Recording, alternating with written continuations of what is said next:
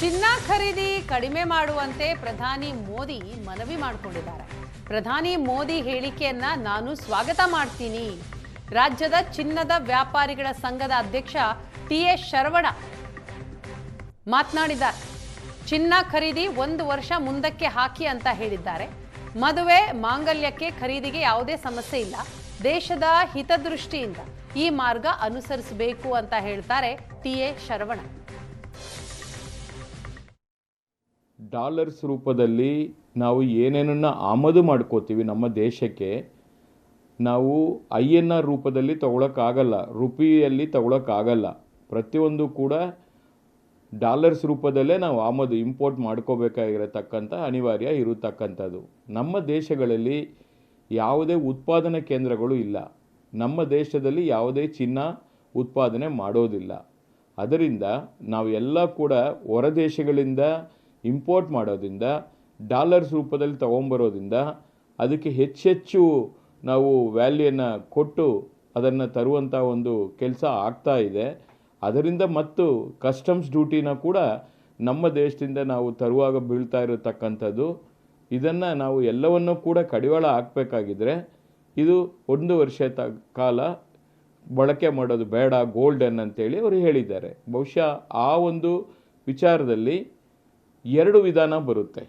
ಒಂದು ಬಂಡವಾಳ ಹೂಡಿಕೆ ಚಿನ್ನ, ಎರಡನೇದಾಗಿ ದಿನನಿತ್ಯ ನಾವು ಬಳಕೆ ಮಾಡುವಂಥ ಆಭರಣ. 2 ವಿಧಾನ. ಯಾರು ಎಕ್ಸೆಸ್ ದುಡ್ಡು ಇಟ್ಕೊಂಡಿರ್ತಾರೆ, ಯಾರು ಇನ್ವೆಸ್ಟ್ಮೆಂಟ್ ಪರ್ಪಸ್ಸಿಗೆ ಇನ್ವೆಸ್ಟ್ ಮಾಡ್ತಾರೆ ಗೋಲ್ಡ್ ಮೇಲೆ, ಅಂಥವ್ರಿಗೆ ಮಾಡಬೇಡಿ ಅನ್ನೋದು ಒಂದು ಸಂದೇಶ. ಯಾಕೆಂದರೆ ಗೋಲ್ಡ್ ಕಾಯಿನ್ಸ್ ಇರ್ಬೋದು, ಗೋಲ್ಡ್ ಬಿಸ್ಕೆಟ್ಸ್ ಇರ್ಬೋದು, ಗೋಲ್ಡ್ ಬಾರ್ ಇರ್ಬೋದು, ಯಾವತ್ತಿಗೋ ಬೇಕಾಗುತ್ತೆ, ಅದನ್ನು ಇವಾಗಲೇ ತೆಗೆದಿಟ್ಬಿಡ್ತಾರೆ. ಅಂಥವ್ರಿಗೆ ಇವತ್ತು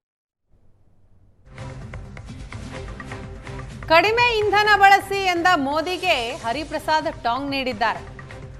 ಇಂತಹ ಅಸಮರ್ಥ ಪ್ರಧಾನಿಯನ್ನ ಯಾವತ್ತೂ ನೋಡಿಲ್ಲ. ಮೋದಿ ಮೊದಲು ಕಮರ್ಷಿಯಲ್ ಫ್ಲೈಟ್ನಲ್ಲಿ ಓಡಾಡ್ಲಿ, ವಿದೇಶಕ್ಕೆ ಹೋಗಬೇಡಿ ಅಂತ ಇವ್ರು ಏನ್ ಮಾಡ್ತಿದ್ದಾರೆ?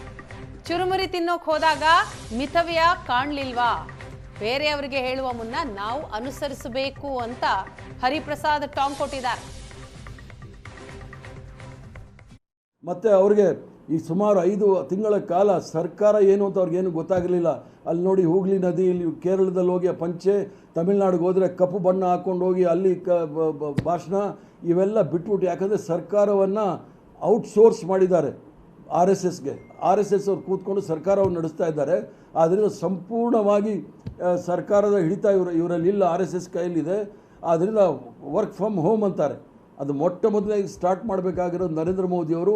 ಇವರು ಮನೆಯಿಂದ ಪ್ರಸಾರ ಮಾಡಿದರೆ ಲಕ್ಷಾಂತರ ಕೋಟಿ ರೂಪಾಯಿ ನಮ್ಮ ದೇಶಕ್ಕೆ ಉಳಿತಾಯ ಆಗಿರೋದು. ಆದ್ದರಿಂದ ಮಿತವ್ಯಯದ ಬಗ್ಗೆ ನರೇಂದ್ರ ಮೋದಿಯವರು ಹೇಳೋದು ಹಾಸ್ಯಾಸ್ಪದ ಅಂತ ನನಗನ್ಸುತ್ತೆ. ಇವರಂಥ ಅಸಮರ್ಥ ಪ್ರಧಾನಮಂತ್ರಿ ಈ ದೇಶ ಯಾವತ್ತೂ ಸಹ ನೋಡಿರಲಿಲ್ಲ. ಇವ್ರಿಗೆ ಗಾಡಿನಲ್ಲಿ ಹೋಗ್ಬೇಕಾದ್ರೆ ಮೇಬ್ಯಾಕ್ ಬೆನ್ಸ್ ಬೇಕಾಗಿದೆ, 12 ಕೋಟಿ 13 ಕೋಟಿ ಕಾರ್ ಬೇಕು, 8,000 ಕೋಟಿ ರೂಪಾಯಿದು ಏರೋಪ್ಲೇನ್ ಬೇಕು. ನಾವು ಇವರೇನಾದರೂ ಆ ಮಿತವ್ಯಯ ಮಾಡಬೇಕಾದ್ರೆ, ಪ್ರವಾಸ ಮಾಡಬೇಕಾದ್ರೆ ಕಮರ್ಷಿಯಲ್ ಫ್ಲೈಟಲ್ಲಿ ಹೋಗಲಿ, ಸಣ್ಣ ಕಾರ್ಗಳಲ್ಲಿ ಹೋಗಲಿ. ಇಂದಿರಾ ಗಾಂಧಿಯವರು ಅಂಬಾಸಿಡರ್ ಕಾರಲ್ಲಿ ಹೋಗ್ತಾಯಿದ್ರು. ಅಂಥ ಕಾರ್ಗಳು ಉಪಯೋಗ ಮಾಡಲಿ. ಲಾಲ್ ಬಹದ್ದೂರ್ ಶಾಸ್ತ್ರಿ ಫಿಯೇಟ್ ಕಾರ್ ಇಟ್ಕೊಂಡಿದ್ದರು. ಆದ್ದರಿಂದ ಬೇರೆ ದೇಶದಲ್ಲಿ ಪ್ರವಾಸ ಎಲ್ಲ ಇವರು ಮಾಡೋದೆಲ್ಲ ಮಾಡ್ಬೋದು. ಜನಸಾಮಾನ್ಯರು ಜೀವನ ನಡೆಸೋದು ಕಷ್ಟ ಆಗಿದೆ ಅನ್ನೋದು ಇವ್ರಿಗಿನ್ನೂ ಅರ್ಥ ಆಗಿಲ್ಲ. ವಿರೋಧ ಪಕ್ಷದ ನಾಯಕರಾದ ರಾಹುಲ್ ಗಾಂಧಿಯವರು ಭಾಳ ಸ್ಪಷ್ಟವಾಗಿ ಹೇಳಿದರು, ದೇಶ ಭಾಳ ಸಂದಿಗ್ಧ ಪರಿಸ್ಥಿತಿಯಲ್ಲಿ ಸಿಕ್ಕಾಕೊಳ್ತಾ ಇದೆ, ಇದ್ರ ಬಗ್ಗೆ ಕ್ರಮ ತೆಗೆದುಕೊಳ್ಬೇಕು ಅಂತೇಳಿ ಎಚ್ಚರಿಕೆ ಕೊಟ್ಟರೇನೂ ಸಹ ಅದನ್ನು ಬಾಲಿಶ ಹೇಳಿಕೆ ಅಂತ ಅದನ್ನು ತಳ್ಳಹಾಕಿದರು. ಯಾಕಂದರೆ ಇವ್ರಿಗೆ 4 ತಿಂಗಳು ಎಲ್ಲಿ ಚುನಾವಣೆ ಮಾಡಬೇಕಾಗಿತ್ತು. 4 ತಿಂಗಳ ಚುನಾವಣೆಯಲ್ಲಿ ಎಲ್ಲೋದ್ರೂ ಸಹ ಕಾಂಗ್ರೆಸ್ ಪಕ್ಷದವ್ರನ್ನ, ವಿರೋಧ ಪಕ್ಷದವ್ರನ್ನ ನಂಬೇಡಿ, ಸುಳ್ಳು ಹೇಳ್ತಾ ಇದ್ದಾರೆ. ಅಗಾಧವಾದ ತೈಲ ಸಂಗ್ರಹಣ ಇದೆ, ಎಲ್ಲ ಪೆಟ್ರೋಲಿಯಂ ಪ್ರಾಡಕ್ಟ್ಸು ಭಾಳಷ್ಟು ನಾವು ಶೇಖರಣೆ ಮಾಡಿಟ್ಟಿದ್ದೀವಿ, ಯಾವುದೇ ರೀತಿ ತೊಂದರೆ ಇಲ್ಲ ಅಂಥೇಳಿ ಭಾಷಣ ಬಿಗ್ದಿದ್ದು. ಈಗ ಹೇಳ್ತಾ ಇದ್ದಾರೆ ಪೆಟ್ರೋಲ್ ಮಿತವ್ಯಯವನ್ನು ಮಾಡಿ ಅಂತ ಹೇಳಿ. ಅಂದರೆ ಆಸ್ಟಿರಿಟಿ ಮೆಷರ್ಸ್. ಇವರೇನು ಲಾಲ್ ಬಹದ್ದೂರ್ ಶಾಸ್ತ್ರಿನ ತಮ್ಮ ಮನೆಯಲ್ಲಿ